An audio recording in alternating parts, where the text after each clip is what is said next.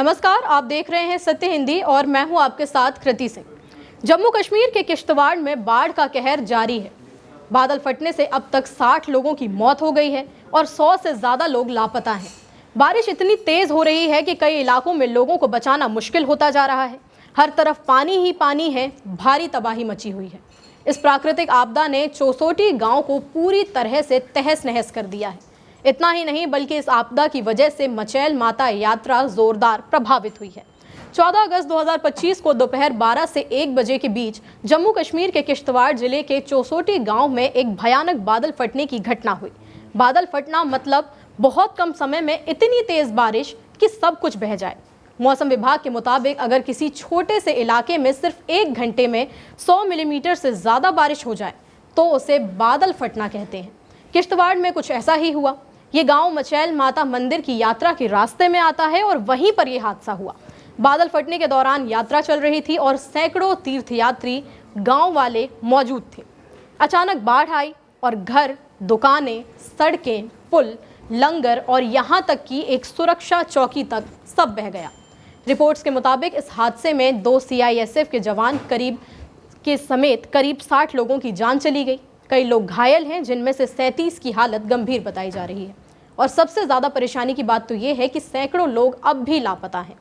जैसे ही बादल फटने की खबर मिली, जम्मू कश्मीर प्रशासन ने तुरंत एक्शन लिया। किश्तवाड़ के डिप्टी कमिश्नर पंकज कुमार शर्मा खुद मौके पर मौजूद रहे और राहत बचाव कार्यों की निगरानी शुरू कर दी। NDRF, SDRF, सेना, पुलिस और स्थानीय प्रशासन की टीमें मिलकर लोगों को बचाने और हालात संभालने में जुटी हुई हैं। उधमपुर से 2 NDRF टीमें भी किश्तवाड़ भेजी गई हैं। भारी मशीनों की मदद से मलबा हटाने और बंद सड़कों को खोलने का काम तेजी से चल रहा है। साथ ही हेलीकॉप्टरों से हवाई सर्वे भी किया जा रहा है ताकि दूर दराज के इलाकों में फंसे लोग वहां पर पहुंच सकें। हालात गंभीर हैं, लेकिन रेस्क्यू टीमें पूरी मेहनत से काम कर रही हैं। लगातार हो रही बारिश और पहाड़ी इलाकों की वजह से बचाव काफ़ी मुश्किल हो गया है। कई गाँवों का सड़क से संपर्क टूट गया है और भारी बारिश के चलते राहत का काम बार बार रुक रहा है। अधिकारियों का कहना है कि मलबे में अभी भी लोग दबे हो सकते हैं, इसलिए मरने वालों की संख्या और बढ़ सकती है। इस भयानक आपदा की वजह से 25 जुलाई से शुरू हुई मचैल माता यात्रा को तुरंत रोक दिया गया है। ये यात्रा हर साल हजारों श्रद्धालुओं को आकर्षित करती है। चौसोटी गांव में लंगर और बाकी इंतजाम इसी यात्रा के लिए लगाए गए थे, लेकिन सब कुछ बाढ़ में बह गया। जम्मू कश्मीर के उपराज्यपाल मनोज सिन्हा ने इस हादसे पर गहरा दुख जताया और कहा कि प्रभावित परिवारों को हर तरह की मदद दी जाएगी।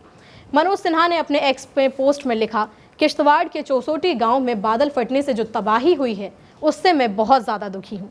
जिन परिवारों ने अपने लोग खोए हैं उनके प्रति मेरी संवेदनाएं हैं। जो घायल हैं उनके जल्द ठीक होने की कामना करता हूँ।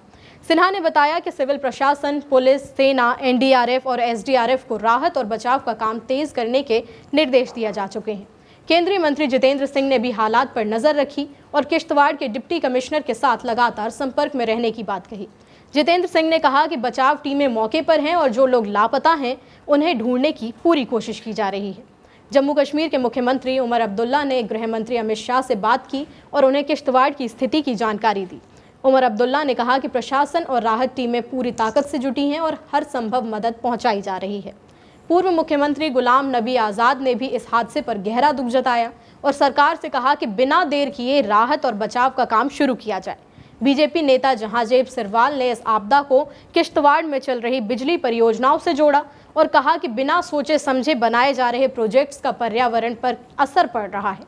सिरवाल ने केंद्र सरकार से पर्यावरणीय जांच की मांग की है। एक्सपर्ट्स का कहना है कि हिमालयी इलाकों में इस तरह की बादल फटने की घटनाएं अब पहले से ज़्यादा हो रही हैं और इसका एक बड़ा कारण जलवायु परिवर्तन है।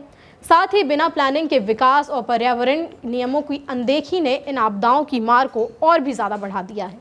आपको बता दें कि इससे पहले भी किश्तवाड़ में 2021 में भी बादल फटा था।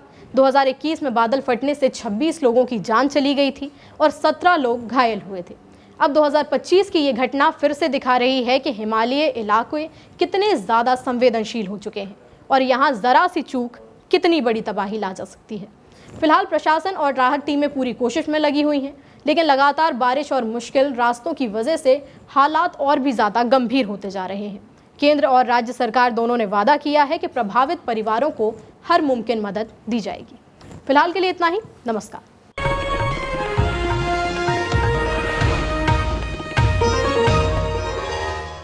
Copyright disclaimer under Section 107 of the Copyright Act 1976. Allowance is made for fair use for purposes such as criticism, comment, news reporting, scholarship, and research. Fair use is a use permitted by copyright statute that might otherwise be infringing.